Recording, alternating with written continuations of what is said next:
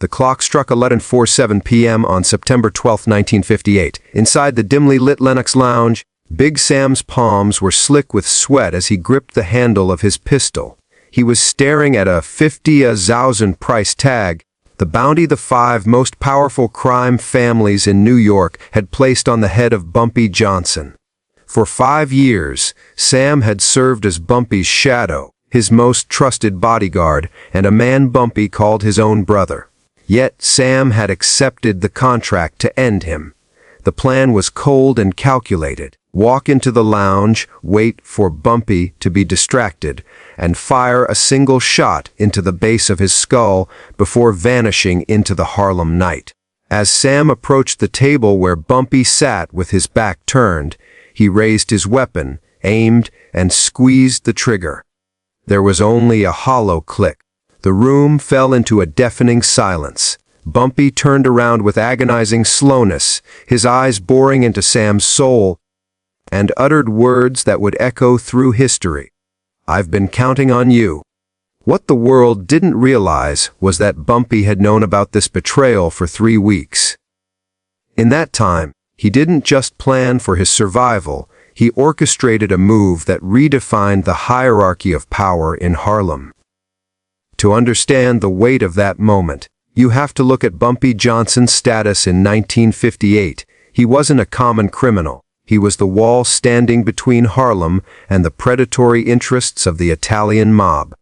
At that time, the 5 families were desperate to seize the neighborhood's lucrative numbers racket, a gambling system that generated millions from the small change of the community. Bumpy was the obstacle they couldn't bypass.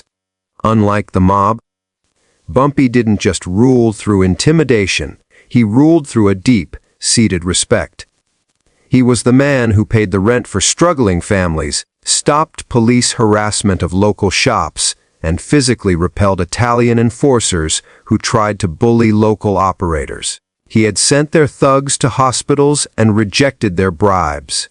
Eventually, the mob bosses, including the formidable Frank Costello, realized Bumpy was untouchable through standard means.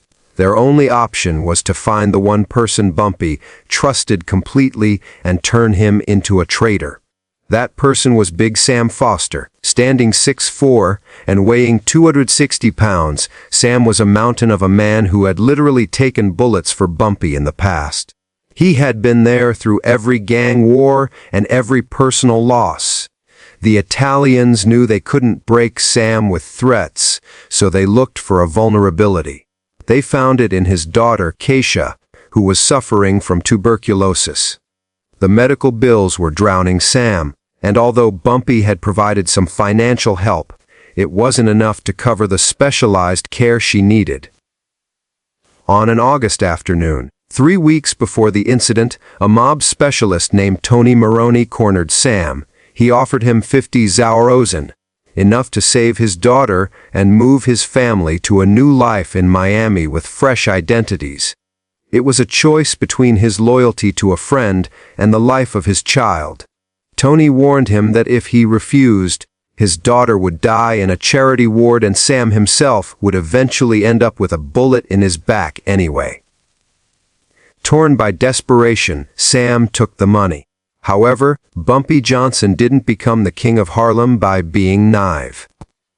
He understood that every person has a breaking point. He maintained a massive network of invisible eyes, the shoe shiners, the cab drivers, and the janitors that the Italian mob ignored. A parking attendant had seen Sam get into Maroney's Cadillac and reported the license plate to Bumpy within hours.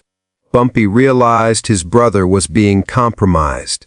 While any other gangster would have had Sam killed immediately and dumped in the East River, Bumpy chose a different path. He wanted to teach a lesson that would resonate across the city. He contacted a trusted gunsmith and ordered a dummy gun, a weapon that looked and felt identical to Sam's. .38 special but was modified to never fire. 4 days before the planned hit, Bumpy sent Sam on a fake errand to the Bronx, giving him enough time to break into Sam's apartment and swap the real weapon for the useless one. Bumpy's strategy required immense nerves of steel. He had to allow the assassination attempt to happen in a room full of people. If he had confronted Sam privately, the mob would have simply hired someone else, and the cycle of paranoia would continue. Bumpy needed Sam to commit the act of betrayal publicly so that the failure would be absolute. He wanted the message to be loud and clear. Bumpy Johnson is always 3 steps ahead of his enemies. As the night of September 12th arrived, the Lennox Lounge was packed with the elite of Harlem. Politicians, musicians, and businessmen. Bumpy sat at his usual table, appearing completely relaxed. Even though he knew a man he considered a brother was standing behind him with a gun. When Sam finally pulled that trigger and heard the click, the atmosphere in the room shattered. Bumpy didn't flinch. He sat there calmly, took a sip of his cognac, and then faced his would-be killer. The look in Bumpy's eyes wasn't one of rage, but of profound disappointment. He revealed to the stunned crowd and a trembling Sam that he had known everything from the start. More importantly, he revealed that he had already paid all of Kesha's medical bills in full that very morning and had a check waiting for Sam's family. He had been taking care of his people all along, but Sam had chosen the mob's money over their brotherhood. In that moment, Sam didn't just lose his target. He lost his honor, his reputation, and his place in the community.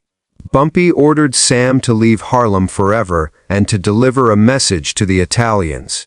Harlem is not for sale and loyalty cannot be bought. The aftermath of that single, hollow click in the Lennox Lounge was a silence that carried more weight than any gunshot ever could. As Big Sam stood there, paralyzed by the realization that his betrayal had been anticipated, the power dynamics of New York's criminal underworld shifted in an instant. Bumpy Johnson, still sitting with the grace of a king, had turned a moment of certain death into a masterclass in psychological warfare. He didn't need to pull a trigger to destroy Sam. He had already dismantled the man's soul by showing him the depth of the loyalty he had just thrown away. When Bumpy revealed that he had already settled the medical debts for Sam's daughter, the weight of the betrayal became an unbearable burden. Sam didn't just fail a mission. He failed a brother who had been protecting him even while he was plotting a murder. Bumpy's command for Sam to vanish was not just a mercy, it was a strategic exile. By letting Sam live and send him away, Bumpy ensured that a living testament of his reach and intellect would wander the world. He wanted the Italians to see the man they tried to use as a broken, hollow shell. As Sam walked out of the lounge, leaving his useless weapon on the floor, he wasn't just leaving a building. He was being erased from the history of Harlem. The community watched in awe as Bumpy stood up, his presence filling the room, and addressed the crowd. He spoke to the heart of the neighborhood, reminding every person there that their strength lay in their unity and their refusal to be bought by outside forces. He made it clear that the Italian families viewed Harlem as a commodity to be traded, but he viewed it as a fortress to be guarded. The news of the failed hit traveled with incredible speed. In the dark corners of social clubs and the backrooms of Italian delis, the story was whispered with a mixture of fear and reluctant admiration. The 5 families had spent months planning, thousands of dollars in bribes, and had leveraged the most personal connection possible, only to be outmaneuvered by a man who didn't even have to stand up to win. The Bumpy Johnson problem had reached a boiling point. The following morning, the leaders of the 5 families convened a high-stakes emergency meeting. The atmosphere was thick with tension. Frank Costello, usually the voice of calm and reason, was struggling to contain his frustration. They had tried every conventional method of takeover, violence, political pressure, and internal sabotage, and Bumpy had neutralized every single one of them. It was Carlo Gambino, a man known for his patience and long-term vision, who finally voiced the reality they were all trying to avoid. He realized that Bumpy wasn't just playing the same game they were, he was playing a much more sophisticated version of it. Bumpy's power didn't come from his guns, but from the fact that he was the heart of Harlem. He had the eyes and ears of every resident, and his intelligence network was more efficient than any federal agency. Gambino argued that continuing the war against Bumpy was a losing investment. Every move they made only served to strengthen Bumpy's reputation and expose their own weaknesses. He proposed a radical shift in policy. They would leave Harlem alone. It was an unprecedented admission of defeat for the New York mob, marking the first time they had voluntarily backed away from a territory they coveted. For the next decade, Bumpy Johnson's reign was undisputed. He became a living legend, a man whose name was synonymous with the spirit of the neighborhood. He continued to walk the streets of Harlem without fear. Not because he was protected by a small army, but because he was protected by the respect of the people. He had proven that intelligence and loyalty were the ultimate currencies of power. Even the Italian mob, which had once been his fiercest enemy, eventually sought a stable peace, recognizing that a partnership based on mutual boundaries was more profitable than a war they couldn't win. Bumpy's ability to see 10 moves ahead had secured not just his life, but the autonomy of his community. The irony of Bumpy's life concluded in 1968, 10 years after the night at Lennox Lounge. He passed away from a heart attack in the very same club where he had faced down Big Sam. It was a poetic ending for a man who had spent his life in the heart of the city he loved. He died in his kingdom, surrounded by his people, having never lost a step to his enemies. His legacy, however, was not about the money he made or the battles he won, but about the lesson he taught that night. He showed that true leadership is about knowing the needs of your people before they even ask, and true power is about staying steps ahead of those who wish to see you fall. Big Sam's story served as a cautionary tale for generations. He spent the rest of his life in the shadows of Detroit, a man who had once been a brother to a king, but ended his days as a ghost of his former self. He carried the weight of that click for every remaining day of his life, a reminder that some debts can never be repaid and some betrayals can never be forgotten. Meanwhile, Bumpy's story became a blueprint for resilience.